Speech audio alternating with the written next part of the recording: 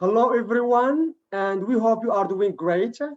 Global Bass Foundation came back to continue organizing the International English Language Teaching webinars, and we have postponed all our activities for more than 3 weeks to support and to show solidarity with the Moroccan teachers here in Morocco.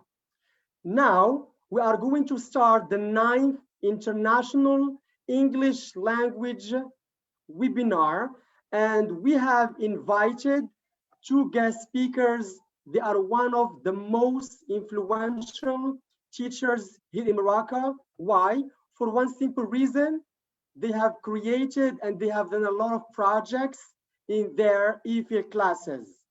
I'm very glad first to welcome Nizha Yousfi, and I know she's a very famous speaker in English language teaching, and she participates in several, conferences, both here in Morocco and outside Morocco. Yes, Nizha Yousfi, can you activate your mic? You are most welcome. Hello, everyone. Thank you so much, Sir Hussein, for the presentation. I'm so glad to be here with you today to share my experience. So I'm so happy to be here. Thank you so much. Our pleasure. Thank you. Our second English language teaching figure is Amin Slimani, an educator and a lecturer here in Morocco. He's very active. Mr. Amin Slimani, you are most welcome, and we are very glad to invite you here to share with our international audience one of your experiences about doing projects in EFL classes. Amin, activate your mic. Thank you. Thank you so much for this invitation. It's a great pleasure for me. Yeah, it's our pleasure as well. Thank you. So number one, our first guest speaker is Nizha Yousfi. And as you may know, Nizha Yousfi is a Moroccan junior high teacher of English as a foreign language. She is the MAGE National Board and MAGE FAS local branch member. She was nominated as a super teacher in Morocco, and that was announced in the well-known newspaper called L'Economist. Wow, it's very interesting. Nizha Yousfi is also a critical thinking skill exchange program alumni. She has participated in many professional trainings inside and outside Morocco, and she has conducted many workshops during MAGE conferences and pedagogical meetings. Her field of interest are teaching English as a foreign language, developing students' 21st century skills, especially critical thinking skills, and also professional development. Nizha Yousfi loves reading, and her aim is to read at least 12 books a year. Then there is traveling and working out. So great leaders are great readers. Thank you, Nizha Yousfi. Wonderful. That's amazing. Yeah. The next speaker is Mr. Amin Slimani. So Amin Slimani is a teacher of English in Al Hanan Junior High School. He has been teaching English since 2012 or 2012. He taught in Al Mutanabbi Secondary School from 2012 to 2019 at the middle and high school. Mr. Amin Slimani got a certificate of completing the program of connecting classrooms in 2017 in Wajda that was organized by the British Council. He was the ISA coordinator and ambassador of ISA in Salih Regional Directorate and won with his school the ISA badge and trophy 2020-2023. The ceremony was this year. Mr. Amin Slimani got his English language teaching diploma at the CPR of Wajda in 2012. He got a BA degree at the English Studies, the Faculty of Letters and Humanities, Muhammad I University in Wajda. And his main interests are educational psychology, pedagogy, cultural studies, and linguistic issues. Wow. So GBF is very glad to welcome those interesting figures, and I'm sure that our international audience will enjoy and will learn from their experiences, especially about how to use projects in EFL classes and how projects motivate students to participate and to get engaged. Okay, so Nizha Yousfi, the floor is yours. Thank you so much, Hussein. As I said, I'm so happy to be here to share with you my experience about using project work in my classroom and about using project work to motivate students. So here I'm going to share my PowerPoint presentation with you.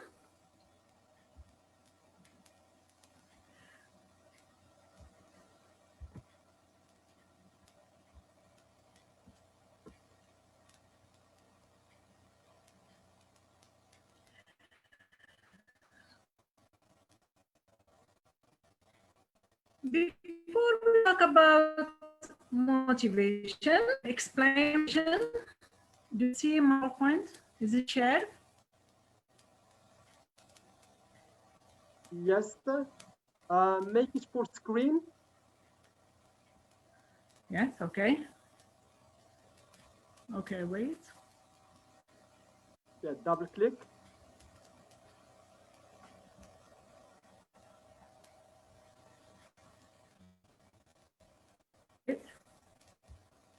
It's about now.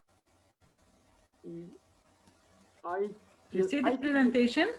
I think it's not clear. Yeah, you can switch off your camera so as to avoid. Yeah, now it's clear. Thank you. Yeah.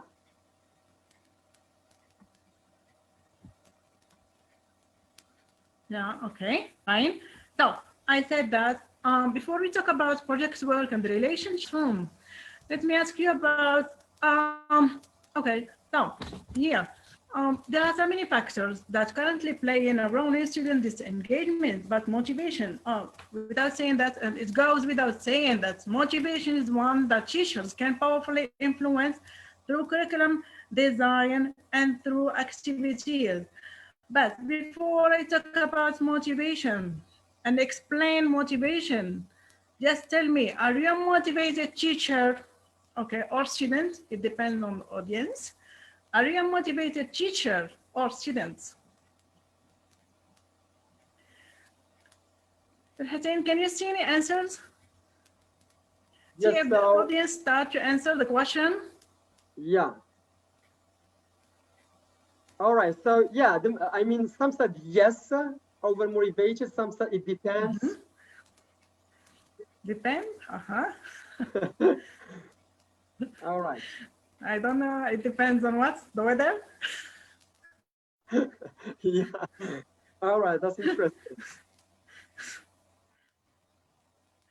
Yeah, because I want that RKG show student to tell me if it depends on the weather, on the mood, on what. So there are some international audience here. The majority said yes. So Saeed Mukhlis, motivated teachers and learners. Yeah. Rosita Billak said hi, teachers. All right. So yeah, the majority said yes, they are motivated. Thanks God, that's what we want. Okay, because if you are not a motivated teacher, you cannot motivate your students. It's almost impossible.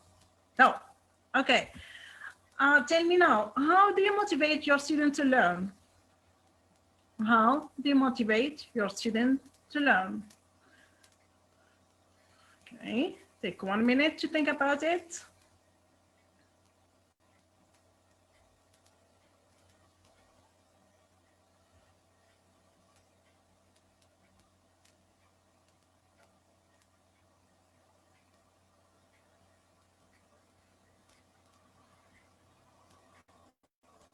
You give them chocolate?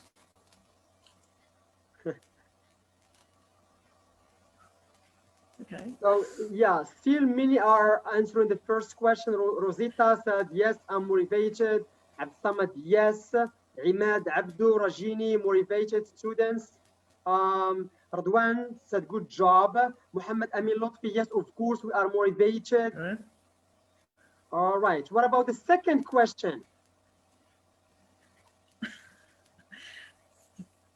Okay. I'm so glad to read the answers. How do you Wali, motivate your students if you are a teacher? good. Absamad Wali said by adopting some fun activities and provide prizes like positive reinforcement. Rosita said extra points, challenge exercises, praising students. Radwan, Great. give gifts. Yes. Muhammad Lotfi, games, praising students, etc. Yes. Good. Good. Great. Great. That's what I'm looking for. Excellent. Okay. Are there any more answers or I move? Okay. We can move, yes. All right. Okay. So as I said, let's move to motivation and to the definition of motivation. First, let's define or let's know about two types of motivation. The first one is extrinsic. Some of you said that they give prizes, okay, prizes or praise, okay, or give even grades, or that is extrinsic motivators, fixated on the words, like grades, performances, or tests, or even, like me, most of the time I can give my students grades, chocolate. But this one, however, may lead to short-term mindsets, stymied creativity or adaptivity. Students are going always to wait for someone to motivate them. If you don't give them something to learn, they are not going to learn. If you don't give them something to be motivated, they will never be motivated. In contrast to intrinsic motivators, which focuses on the why of why does what I learn teach matter and lead to the empowerment, independence, creativity, and collaboration. This is why I do project work, because it motivates students and it makes them, it's like an intrinsic motivator. It helps them to be autonomous, independent, and motivated without me even there. Let me explain this.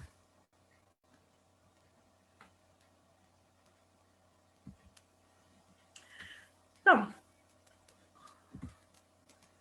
why projects work and why projects work are great motivators. First, students gain autonomy because students can control their own work and do research by themselves. That is, it becomes something natural for them. It comes from within to look for information, to become autonomous. Because classrooms become collaborative communities, that is, students can do interesting works with supportive colleagues. This leads to teamwork or pair work. When students support each other, they can rely on themselves and they can do great work. Students can work on real-world projects, and I'm going to show you pictures of this example, because normally I assign all kinds of projects, even community service projects, because students can go out, can go to the community, out of the classroom. They can and do projects out of the classroom. As I said, they bring something real life. It is related to their real life, and they learn a lot. They learn real life skills. Students can connect their project work to their life and their community, and I'm going to show you an example of that. Instructors that teachers provide constructive feedback, and when I praise, that's good. When I praise the student and give positive feedback, and that really make them more self-confident, and really it motivates them to do more. But our feedback should be constructive and targeting the individual's sense of self-worth, belonging, and competency. That is, students should be praised on their work. They should be given positive feedback about their work, and you should help them to be better, to do better without undermining their own work. There are examples of projects work. Maybe I'm going to show you a picture. Some students can just write things on a paper, and they can just draw something about, for example, Women's Day. They can draw just picture of a woman with some facial expression. For me, that is a good work. But I say that if you can do more, you can do a creative projects work, it's better than this one because students are really creative by nature. They just need motivators. Students can get up and move because when we assign projects work, it's not just students are going just to take the projects work. Ask students to share projects work with their peers. Ask students to move and to stand in front of their peers and present their project work. And they can ask their peers for feedback and for their opinion.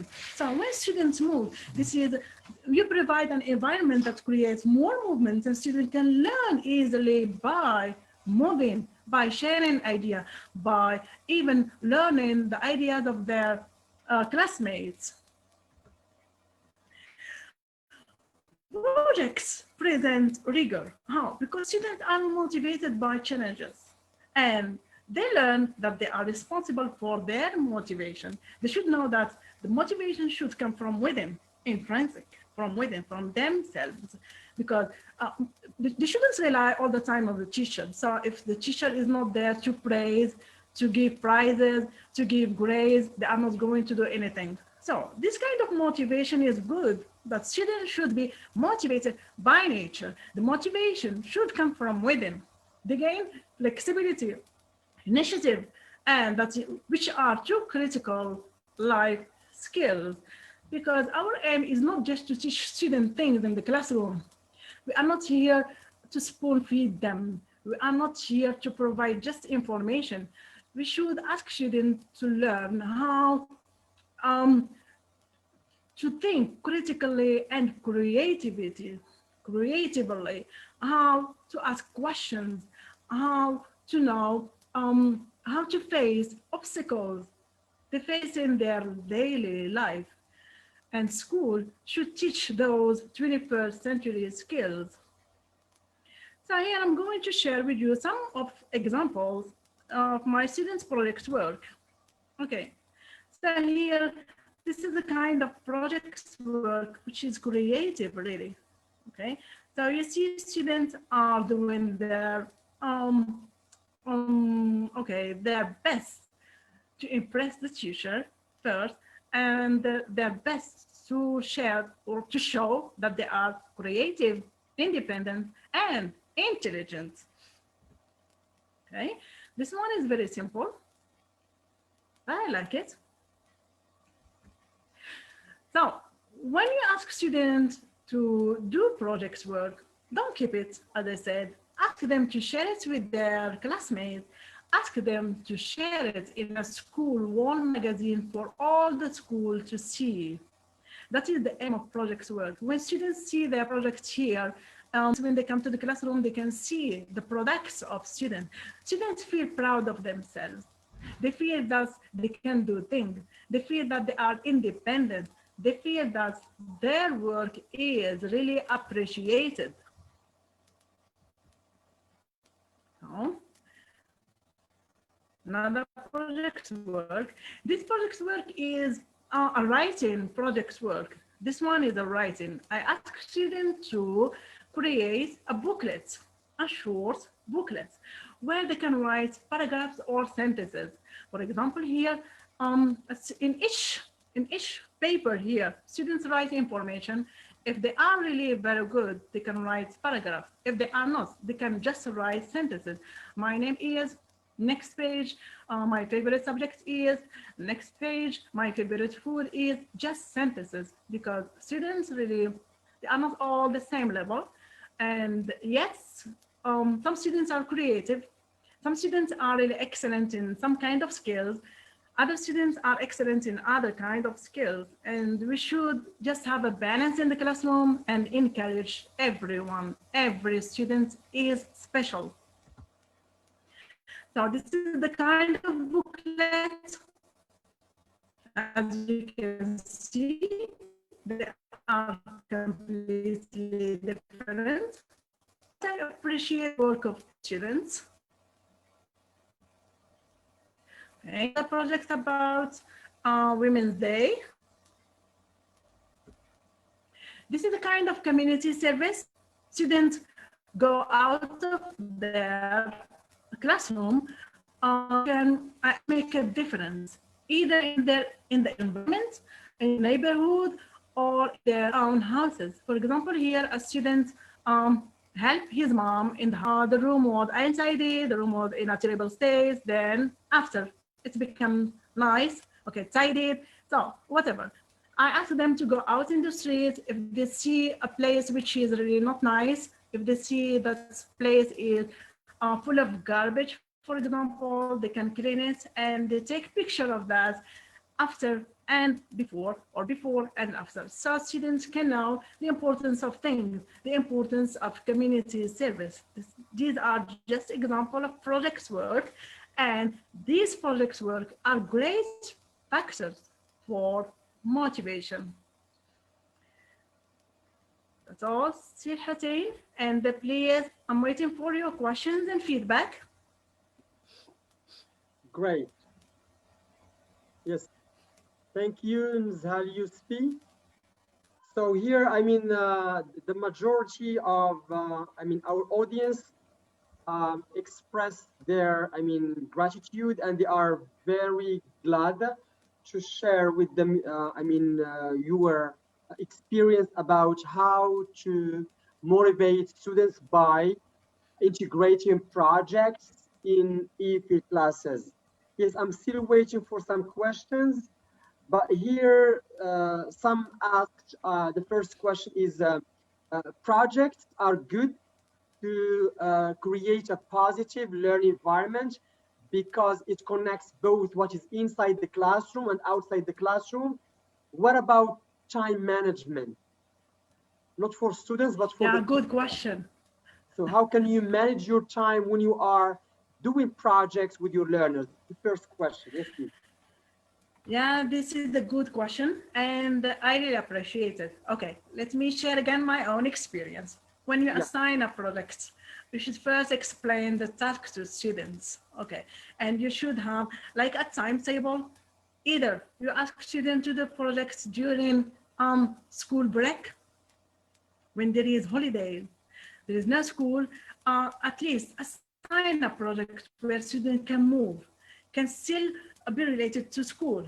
So you assign the project during school holiday. There are some kind of projects which can be all year long. That is, project starts from the beginning of the year, academic year, and finishes at the end of the academic year. You should plan for your project, and you should set time for your project. If it is for next Friday, give assignment, clear assignment to students, clear task, what they should do, why, even objective of the plan, the projects, why, what they should do, and even how, and give them a sign, even a time limits, but give them chances. Some students can lag behind and they say, teacher, we are sorry, it's not ready yet. No problem with that, because this is an extra curriculum activity. That is, they can do it whenever they are ready. Even though it is related to national, international events, they still can do it when they have time, when they are ready. Students should feel free that they can do the project at ease. They shouldn't be stressful. There shouldn't be a pressure on the student to do the project. So for time, do it during break, do it, ask for it during holidays or all academic school year. Wonderful. Yeah, that's very interesting. So time management is very important for both for teachers and learners. Yeah, we do believe that, projects in EFL classrooms, are very important, but at the same time, we don't have to lag behind the schedule. So we have to strike a balance between projects and the syllabus, etc. Yeah, wonderful. Yes, there is another question about the challenges that teachers may face while they are in the process of doing the project with their learners. So one of the challenges we talked about right now is about time constraints. What other challenges that teachers may face while assigning some tasks or projects for learners to do? Yeah, maybe, okay, the challenge can be just for teachers who teach beginner students like me. Some some students don't understand the task. That's why I say adapt, simplify, modify the task. This is a kind of a challenge to me because sometimes some students don't understand the task. Even some students don't understand why they should do project work. Why? For what reason? That's why we should explain to them. Set objectives. Okay. Explain the task. Why they should do the project. Simplify, modify, adapt the project to the level of the students. Nothing is easy, and at the same time, everything is easy and we can do it. There is no excuse for not doing project, as I said, because students are creative. They are critical thinker. And if we spend all the time teaching lessons without a break, without bringing something new to the classroom, both students and teachers are going to feel really very bored. So teachers can motivate the students by doing something new and by overcoming the challenges of everything, because even teaching is a challenge, not only assigning projects work. Teaching itself is a challenge. Wonderful, yes, very interesting. And here Salwa Lehna said, these projects are leading students to love English by being productive and creative. And yeah, and there is a question by Hidayah Khadija. And by the way, Hidayah Khadija is a teacher trainee at Siramef Rabat. She's a very active future teacher. And I'm sure she's going to be a great teacher like Nizhal Yusfi. So her question is that, I mean, from your experience, is it preferable to have students do their projects individually or in groups? Good question, Miss Khadija. Yes, I like it. From my own experience, both doing the project individually and in groups really have great outcomes. When students do projects individually, they show you that they are smart, they are creative, and they are maybe kind of computation. They are better than other students maybe, or they have some special skill. When they do the work in groups, I like them to learn group work, collaboration. So even when students do the projects in pairs, that's a great thing. What my aim is for them to work as team, to work individually, to work in pair. I give them the freedom to do the job as they like. But when I see that a project is somehow challenging, like for example, a student should do a video about a national event or international event or a PowerPoint presentation, they need support from their classmates. So here I ask them to work in groups or in pairs. But when the project is like the one that's a booklet, so that booklet is about a student, about you, about your own skills and creativity, and students like to do it individually. So it depends, and for both, either yes, there are groups or individually, outcome is really great. Yeah, it's the same question raised by Rosita Bell, said, is it better to do it in collaborative or individual work? Yeah, so you answered this question. Another question, by the way, there are many questions, okay. Saeed Mukhlis said, do you think that our curriculum provides a real opportunity to our second-year back learners to be actively engaged in project work, since it is, the curriculum is an exam-based? Can I repeat the question? Sorry, Sir Hussein, can you repeat the question, please? Yeah, so Saeed Mukhlis said, yeah, sure. do you think that our curriculum... Because it was connection. Yeah, so do you think that our curriculum helps or gives a real opportunity for our learners to be active in doing projects, since the exam since it is exam based, it means the whole program is based on the national exam, the final exam. Yeah, he's right. Yes, he is right. I agree with you, but I never rely on the curriculum. I always go outside the curriculum, and I have to do extra curriculum activities.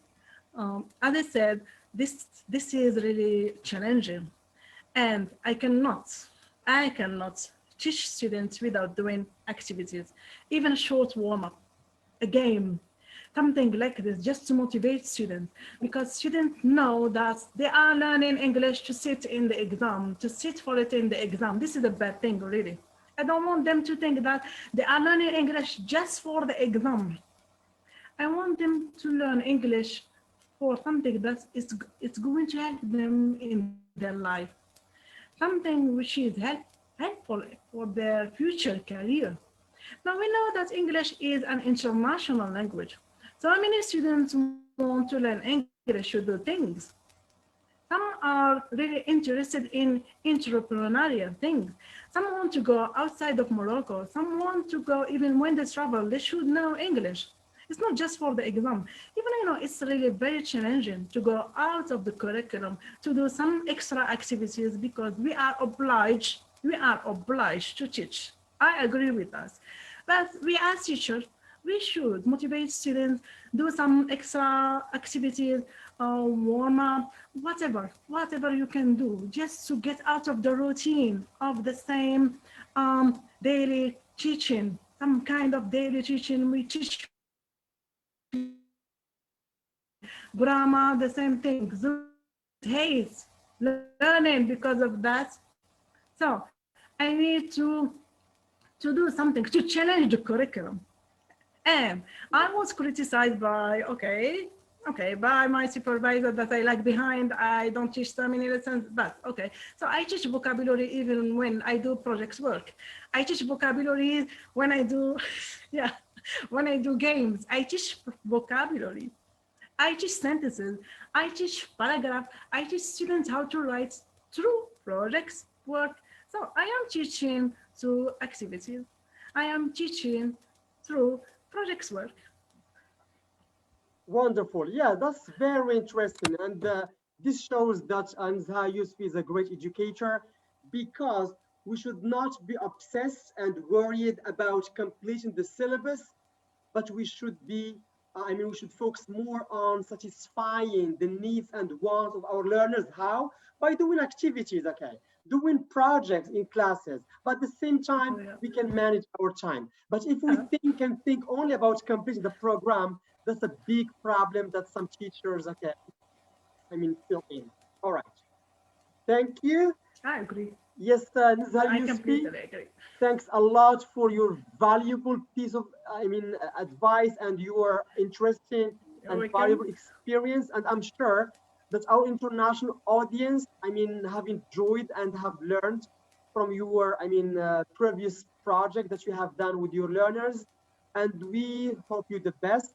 And of course, at the end, we will have discussions and some reflections about everything. Now we move on to the second guest speaker. Thank you. Yeah, it's our pleasure, Ms. Nizha Yusfi. Mr. Amin Slimani, he is still excited and he's still happy because he just celebrated the ceremony of graduation as an ISA ambassador. And here in Saleh, we are proud of you because you are the only one to bring that trophy and that big prize to the delegate or the delegation of Saleh here. Mr. Amin, the floor is yours, and please activate your mic. Well, thank you so much for this invitation. It's a great pleasure for me to be with you, my close friend and dear colleague, Mr. Hussein Qaseras, to join Global BAS Foundation. Before sharing my portfolio with you, I would like to speak a little about what ISA is briefly. ISA stands for International School Award, and as its name shows, it's not only for English teachers or classes, it's for all the school. And in fact, all the teachers of school subjects contributed to the success of our school. All the subjects were covered, not only English, but since we are dealing with English, I'm going to mention the projects that we did in English language and others that we did in Arabic and French and other languages. How to apply for the ISA? We know that each year, the British Council in each country launches a call for application forms for all the teachers who are interested. I applied for it in 2019 and attended a workshop, and it was a great training by Mr. Mohammed Hassin, who is a famous trainer and English supervisor in Morocco. We were provided with the framework of work. We were supposed to look for partners in Morocco and abroad and other countries, and we were supposed to work on 7 activities at least, and 1 activity that is supplementary activity. In fact, the criteria of winning the ISA is, first, we should have an international policy that it should be written or adopted.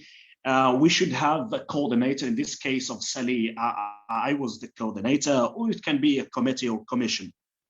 And it should be curriculum-based international activities. That is, we start from the lessons we have in the textbooks, not something that is not mentioned in the textbook or the curriculum, and we can share our activities with the others in a shared point called joint curriculum. A range of subjects covered, that is, all the subjects should be covered, and we have collaboration. And now I can share with you my portfolio, and we can discuss some elements with the audience.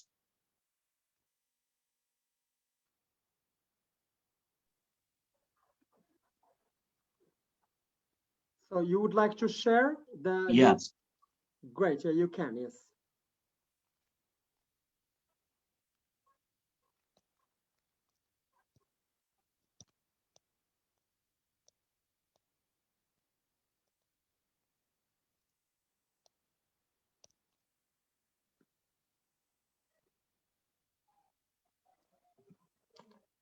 Okay, here it is.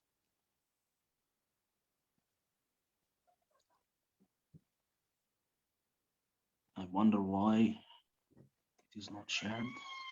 Yeah. Would you allow me to share? Yeah, you are allowed to. You can try again, or you can send it to me via WhatsApp, and I'm going to share it if you would like. Or you try again. Okay, I'm trying to share it. Give me some minutes, please, or some seconds. Take your time, no problem. Thank you. Last version. Yeah, here it is. I hope it succeeds. That's great. Thank you. Okay, this is my portfolio, and you can see here some photos of the activities we did.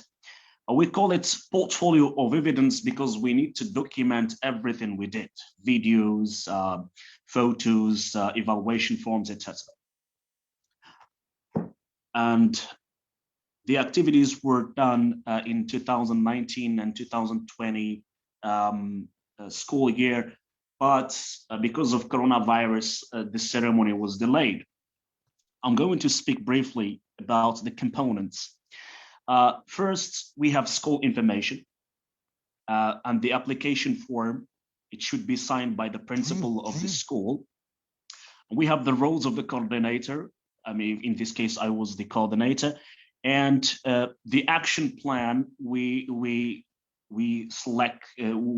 working on, and we selected some activities and sent them to the British Council, and it was approved by the committee of the British Council. Then we start working on so many activities.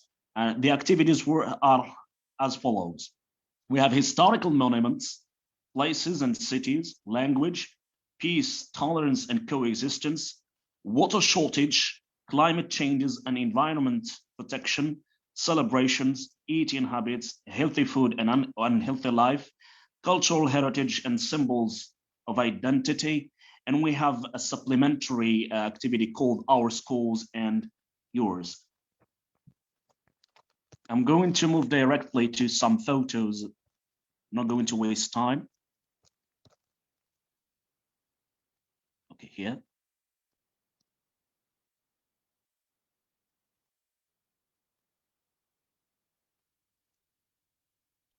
Okay, I start with historical monuments. Before starting the lesson, we speak about the objectives and content and the outcomes in a very detailed way, what students should know at the end. So every country in the world has its historical monuments that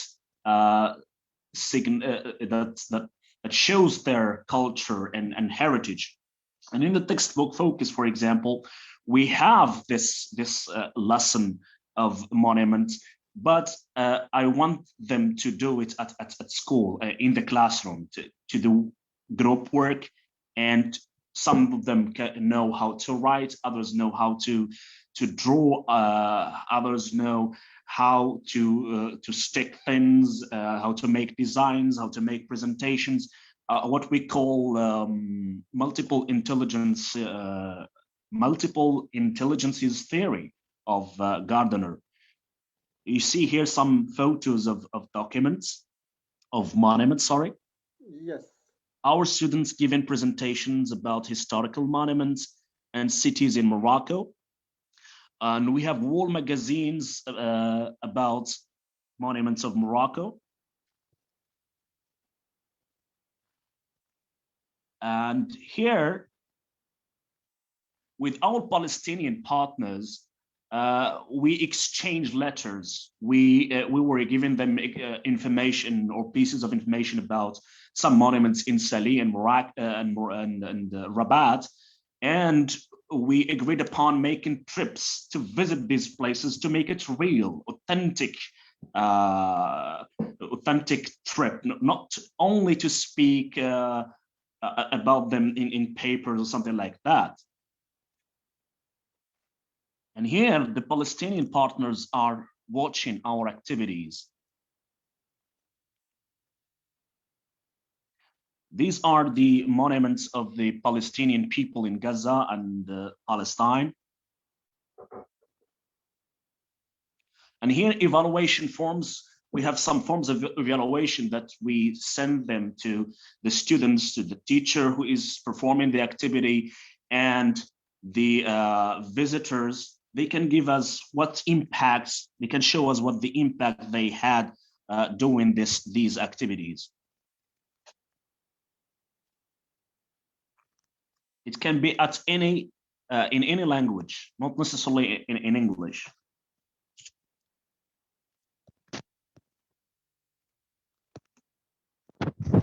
The second activity that we did in English language, it was called language activity. We agreed upon naming some types of fruit in English, Arabic, French, Amazigh, and Urdu language with a Pakistani school. I'm going to explain how we proceed. You see here photos of our students. In the textbook, we have the theme of food and drink. It is included in the textbook that is called Focus. Here our students are drawing pictures of fruit vocabulary. And we have the general supervisor, Haris Lam in Arabic, observing students working on the activity of the fruit vocabulary. And at the end, I sent him an evaluation form to give me his evaluation. And you see here some dictionary, some photos in the dictionary. Students are working in pairs to check the meaning of and equivalence of words in English and Arabic using Oxford Dictionary and the photos inside it.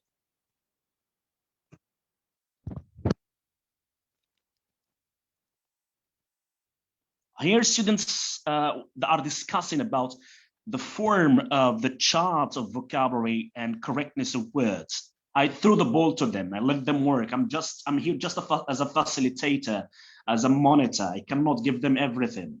And here students are using picture, dictionary, and visual aids to associate words with their pictures. Here we have the technique of association, and we want to teach vocabulary. And at the end, students were invited to the blackboard to write the names in Arabic, Amharic, English, and French, uttering them loudly. But one of the claims of our partners in Pakistan is that we forgot to mention the Urdu language. It was a mistake done by us. Here we have some exchanges. We exchanged letters as an evidence that we really have a partner, an international one.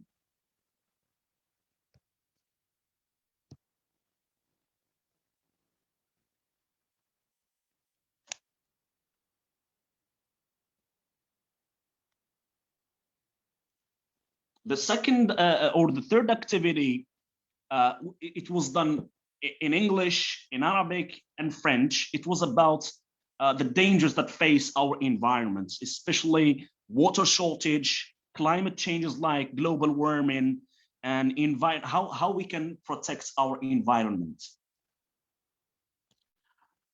This is the last outcome. I mean, some wall magazines and art design of students showing their fantastic or final artistic products about environment protection, sorry. And here our students, under the guidance of their physics teacher, Miss Faiza Mishnoa, explaining the causes of air pollution, relying on their drawings. And some students who have autism, they were very successful in doing this activity, and they are really very creative, and we were very amazed. You see here some photos. It is said that one photo counts 1,000 words. And here our students are explaining the meaning of the recycled items and their feelings about learning by doing, not only learning in the normal way, but by doing. I mean, to make objects.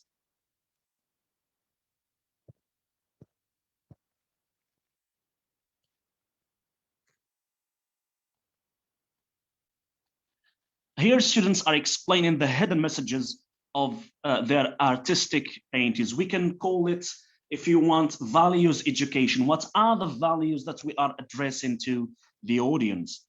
And you see here the teacher of physics is explaining the approach and the procedure of work and the tasks. Here we have task-based learning. She gave her students. Here students planting a bush is a symbolic message about solutions of protecting the environment. And this student is throwing rubbishes in the basket, is a kind of civil conduct.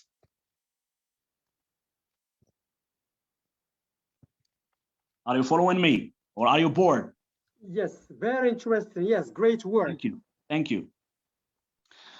Here, I ask students to repeat after me a slogan statement. It says, let's protect environment in different languages. And they are repeating after me. There is a video, but here we don't have time to show everything. Okay.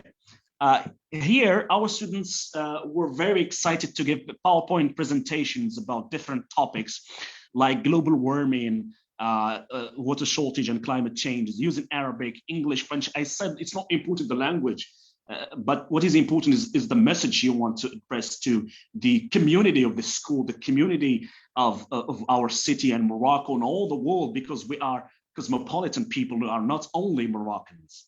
And here you see the general supervisor and the teachers of math are joining us, and they were asked to fill in some forms of evaluations. Here, students are speaking about the problem of water shortages in all the world.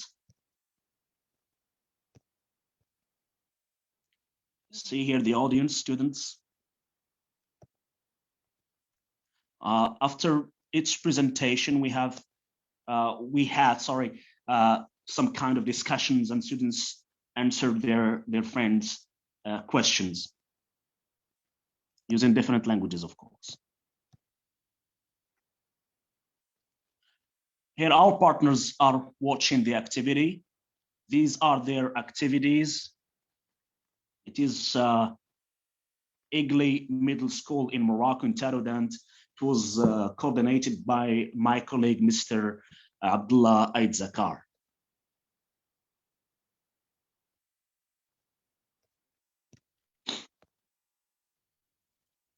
And here, these are their projects about how to protect environment.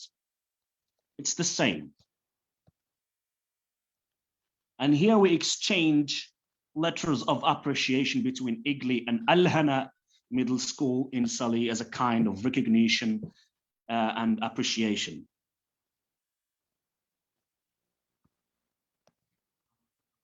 Evaluation forms.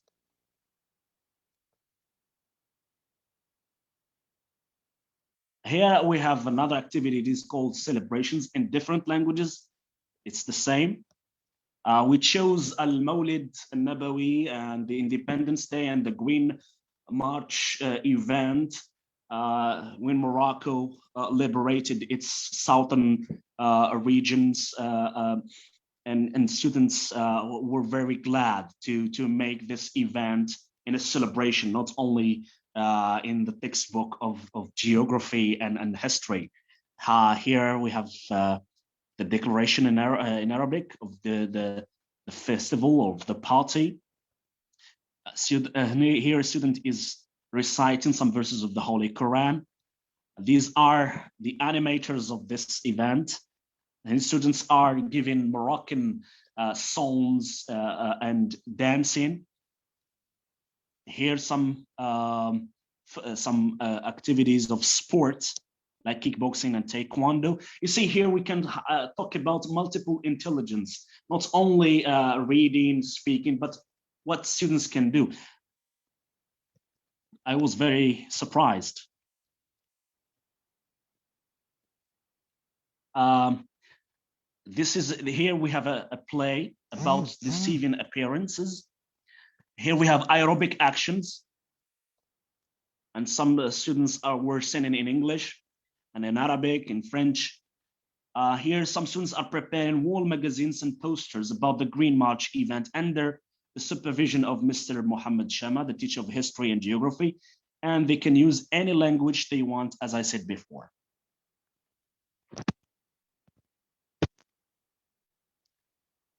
You see here some photos and posters. I hope you are not bored. No, there are a lot of positive comments. They are really enjoyed. And by the way, there are a lot of questions. Go on. Thank you. Thank you so much. I'm sorry for being too talkative. Okay. You see here the photos, how Moroccan people celebrate the Green March event and the Independence Day and Al-Mawlid Al-Nabawi, the birthday of our Prophet Muhammad sallallahu alaihi wasallam. Allah blessings and peace be upon him. These are the activities of our partners. In different schools in Morocco, this is Al-Qarawin High School, coordinated by my colleague, Mr. Muhammad Fattah. And these are evaluation forms.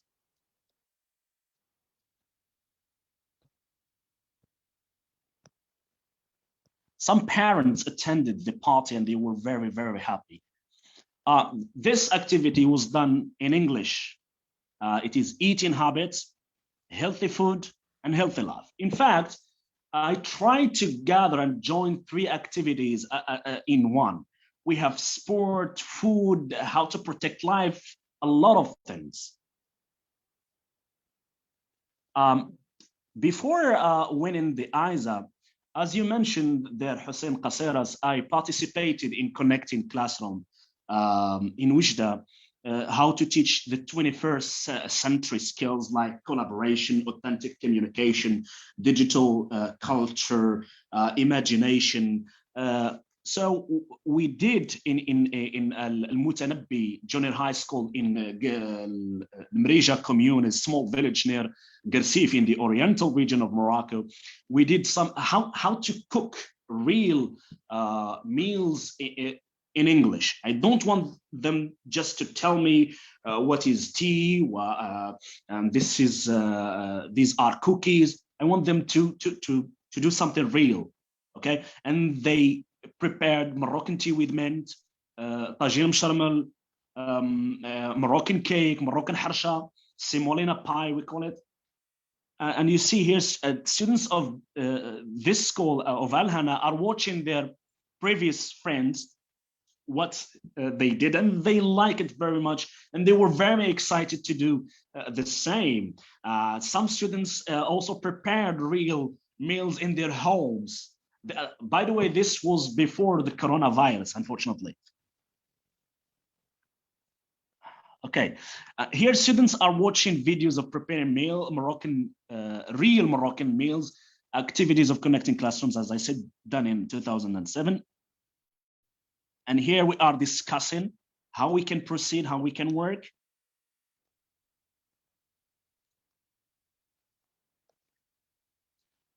Okay. The teacher of English, in this case, it is me, explaining the tasks. We are following task-based learning and project-based learning. Students will do wall magazines about eating habits, as Ms. Nizha Yousfi said, and about eating habits and healthy food and cooking real meals as the model presented before.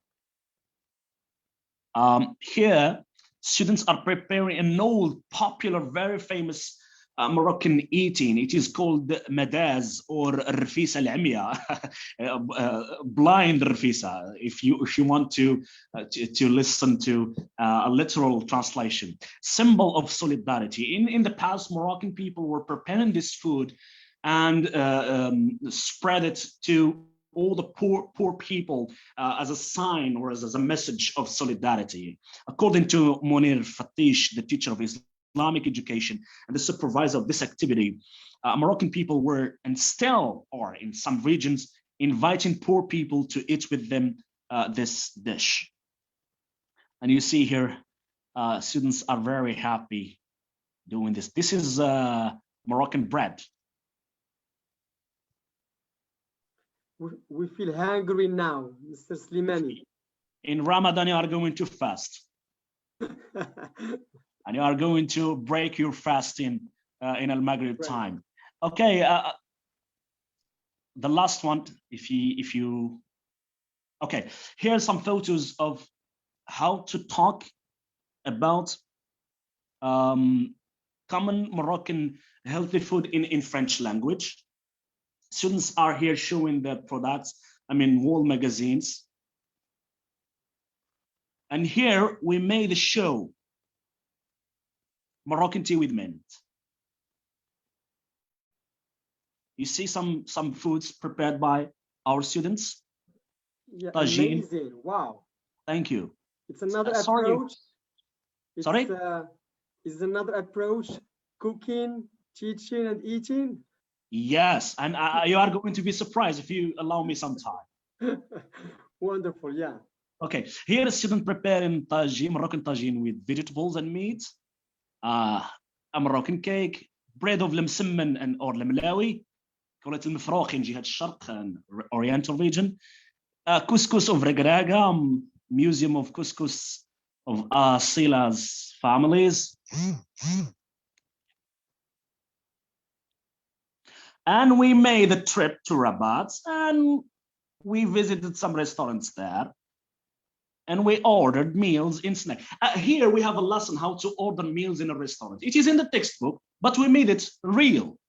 This is what we call real communication, not only to teach them, okay, can you come to the board? Would you please, what would you like to order? I would like a cup of tea, etc. We made it real.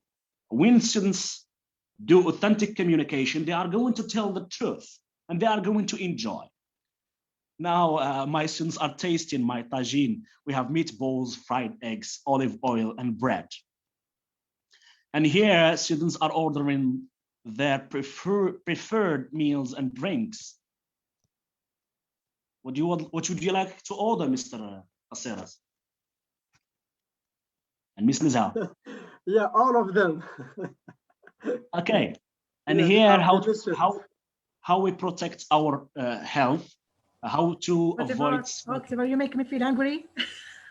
You are angry? I'm going to send you the pot for you to make you happy. That's right. And here, how we can protect our life by sports, doing sports. You see boys playing basketball and girls playing football, etc. Basketball and kickboxing, Muay Thai. My close friend, Mr. Asil Ben Isa, the teacher of sport, was helping me. And here our hero, she participated in Tunis, and she won the first award of jogging in Salih. And in Tunis, she participated in the Maghreb school competition of jogging in Tunisia.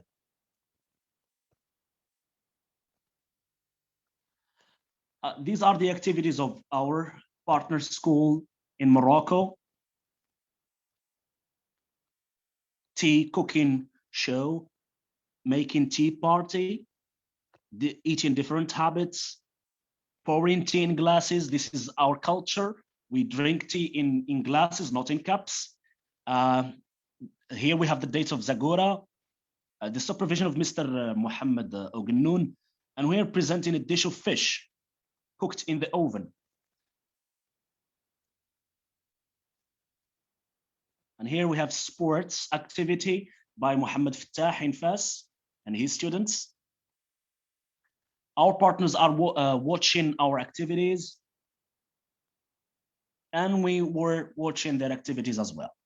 Exchange messages as a kind of evidence, and letters of appreciation. Evaluation forms also as a kind of evidence. Okay.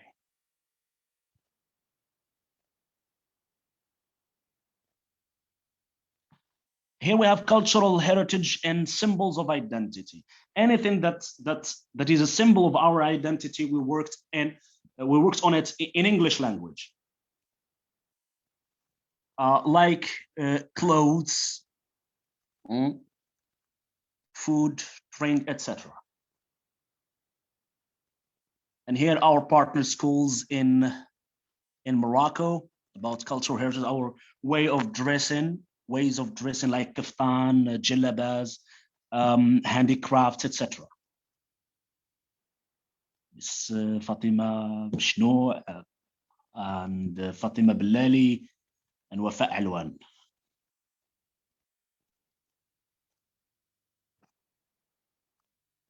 And the last one, students, we have this lesson in the textbook. It is called Our Schools and Your Schools. Students tell us, our students tell their partners about their school, what characterizes its components, the teachers, yes, Mr. Slimani, so sorry for interrupting you. 4 minutes left. Thank you. Okay, this is the last one. Briefly speaking, students were exchanging letters defining their school. And that's it. Thank you so much. Wonderful. Thank you. Inshallah, these are the future plans we can work on in the future. Thank you so much for your attention. Yeah, thank you. Can you stop sharing, Mr. Slimani? I mean, that's amazing. It's a great work. Thank you. So, thank you. It's my pleasure. Yeah, let me report some of your, some of the questions raised by our international audience. So, Mrs. Habiba, she is an Algerian inspector of English from Algeria. Her question is, how do you assess your learners' projects? How do you assess your learners' projects? The first question. Yes, please. How do you assess your learners' projects? Okay, here we are not concerned with tests or exams. We are concerned with the outcome, and this is called interdisciplinary work and project-based learning. We break the routine of the normal classrooms and we throw the ball to the students because they are creative. They enjoy learning by doing. So what is in the textbook in a rigid way, we make it vital. I don't want to make them bored just to repeat what is in the textbook. And how we assess, we give them, we send to them some forms of evaluation full of questions. What impacts had this project on you? What did you learn? How did you feel? Do you want us to change something? So we want to listen to them, and we are not concerned with the mark. As I said, everybody who contribute to these projects can have bonuses. I'm happy with you. I am concerned with the personality and psychology. And students, they are teens, adolescents. They like competition. They want to show off if you want. That's it. Wonderful. Yeah, that's very interesting because it's a project. So our purpose is not to examine or to assess, but our objective is to have our learners to exchange, to share ideas, to improve their English, to know about other cultures, etc. Thank you. The second question by Asma Abul Faraj, and Asma Abul Faraj is one of the GBF members. She's one of the best moderators, by the way. And her question, I guess, for both of you, what are some similar activities that we can do in the time of COVID? What are some similar activities that we can do in the time of COVID? So the question is for both of you, for Nizha and Amin. I think there are a lot. Yeah, go ahead, Ms. Nizha. Ladies first. No, you first. Ladies first. No, gentlemen first too. No, I believe in equality. Okay. All right, Mr. Slimani, yes, please. There are a lot of activities. Any lesson in the textbook can be done as an activity. For example, we have a day in the life of you, of your father, of your uncle. You can speak about stories, old stories and new. You can compare them. You can make international news magazine. You can choose a picture that tells a story, and you write some dialogues, or you speak about old stories in Morocco. You can speak about famous figures in Morocco or Algeria or in the world. For example, in Morocco, we have Ibn Battuta. He's very famous. We can speak about him. We can make games. We can speak about old games in Morocco, like Ghamouda, for example, Kashkash, etc. You can describe your home. You can speak about anything. Anything can be done, even in the coronavirus period. Wonderful.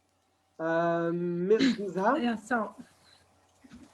Okay. So that was a good question, really, because teaching during COVID time was really very challenging, and we should teach and take into consideration those changes, impact of it on the students' psychology. So when students came back to school, they were afraid of so many things. They were afraid to do things. They were afraid to touch things. They were afraid to feel free. So all the activities that I used to do during, normal time, I just adapt and modify.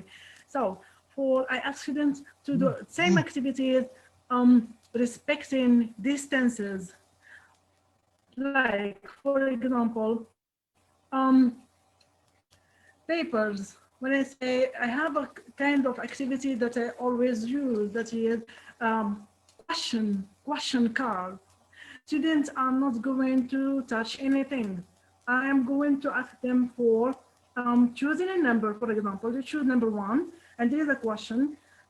They ask the question, they answer the question. If it's correct, okay, I write 1. If it's not correct, it's 0. They can work in teams respecting distance again, and they can work individually.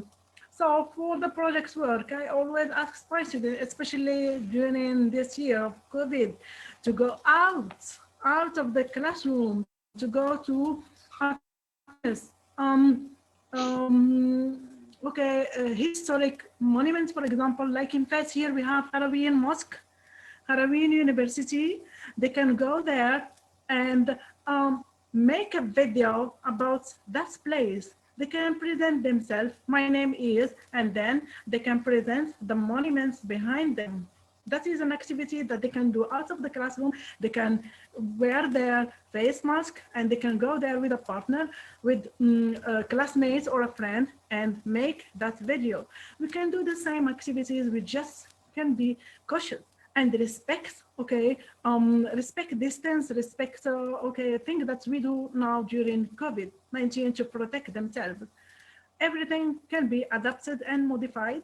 So, and COVID is not a hinder to learning or to teaching. We have to be adjusted to everything which is new. We never expect what is happening. And we can also do online activities. You can teach students via distant learning, do activities through the net too. So we can never stop teaching. Very interesting. Yes, thank you, Ms. Nizha. Yes, the COVID is a problem, but each stage, each situation, each problem has got both the positive and the negative effects. So as Ms. Nizha, we can adjust, these things, and then we can come up with wonderful activities during this, pandemic. Thank you. Another question for Mr. Amin Slimani. Alzina or Nasima said, I appreciate connections to other school subjects, collaboration with other subject teachers as sports or Islamic studies, etc.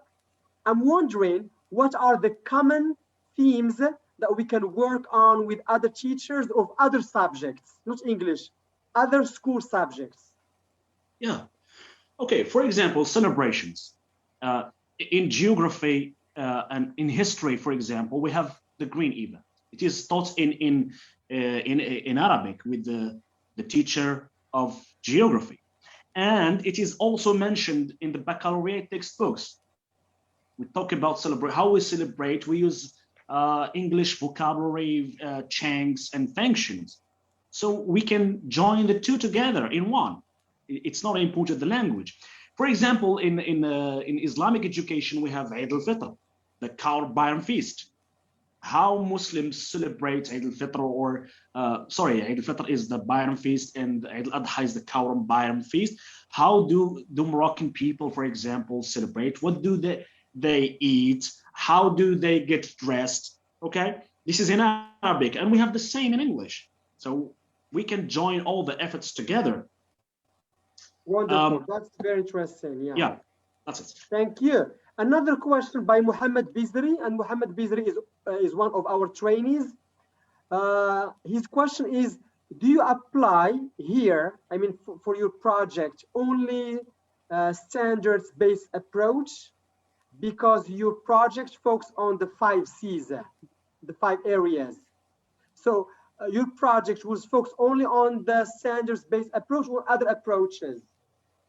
No, is it addressed for me? Yes. It is. We use standard-based approach or competency-based approach as it is adopted by Moroccan government, and we have task-based learning. I think teachers of English are aware of it. We have pre-task, while task, and post-task, and project-based learning, and a communicative approach. All of these things are joined together to make all these activities successful. That's it. Wonderful. Thank you. The last question is Saeed Mukhlisa. So how can you assess your learners based on project work? Is the same question. And here, Mrs. Habiba, the Algerian inspector, corrected me. She said she was not talking about grading when she meant assessing learners. She was talking about how can you assess them to improve their performance, their communication skills, not about grading them. Okay, so it's the same question. So how can you assess them without grading them? Okay, when students do a great job, they feel very happy. You give them feedback, you praise them, you can give them gifts, chocolates, even money sometimes. You can give them certificates of appreciation. And if there is something something that needs improvement, you can open a discussion with them. How, if I give you another chance, how would you do it differently?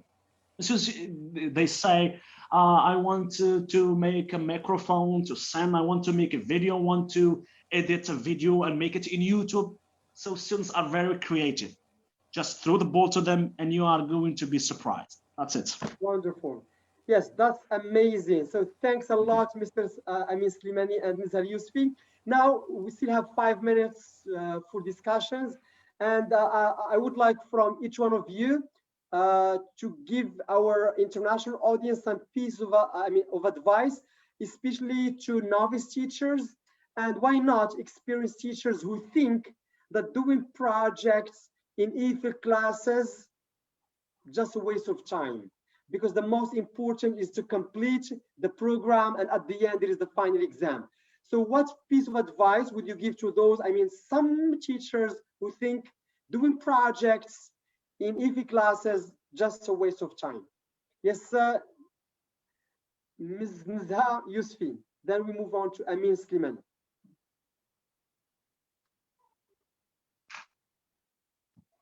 Yeah, I guess, yeah, there's a, let's start with Amin Slimani. Yes, please. Okay. I know that there is a challenge in Morocco and abroad. Schools are concerned with finishing the program, and they are obsessed with exams and tests. But these are students, these are our children. We have to give them a very good upbringing. We have values, education, and hidden messages. What are the messages we want to address? What kind of students do we want to produce in the future? Do you want to produce some students who are, sorry for the word produce, but to have tolerant students, open-minded students, students who have self-esteem and self-appreciation, or just students who want to succeed in the exams without any life skills when they graduate from school? I think we can do whatever we want to do. We should trust ourselves, trust our students, and give students chance to work. At least we should try. If it succeeds, continue. If not, look for the reason why it does not succeed. But believe me, if you give students the chance, you will like it, you will love it, and you are going to change your mindset. You are going to change your way of thinking. The problem is not in the program. The problem is not in the textbooks or the materials. The problem is in the brain, in our ways of thinking. We have to be updated teachers, and we have to change our ways of working. And that's it. Wonderful. That's very interesting. Yes, sorry, yes, please. Books or the materials, the problem. So I was disconnected and I was trying to write my advice in a comment. So you said an advice to novice teacher. Okay, I've been teaching for 15 years, always. I never an experienced teacher. I always feel that I need to develop myself professionally, and I need to learn to never stop learning. So please never stop learning. Keep learning, because life is about learning. Just teaching. If you don't learn new things, you can never be a creative teacher. Be a creative teacher. Never stop reading. Never stop learning. Wonderful. Yes, thank you so much, Mr. Amin Slimani and Ms. Al-Yusfi, for number one, accepting the invitation to join us here and to share your experiences, knowledge, skills about teaching English as a foreign language. Especially about how to do projects in EFL classes. And I'm sure again that our international audience have enjoyed and learned a lot from your previous projects. So again, don't forget that every Friday at 8 p.m. Moroccan local time, Global Bass Foundation invites one guest speaker or 2 or 3 guest speakers who are going to share with you their expertise. So next week, we are going to invite another special guest speaker. Thank you and see you next time, inshallah. Thanks, Thank you, Amin, inshallah. and thanks, Nizam. Thank you. Assalamu alaikum. Okay, salam. It's our pleasure. Okay, goodbye, everyone. My pleasure. Thank you so much. It's our pleasure.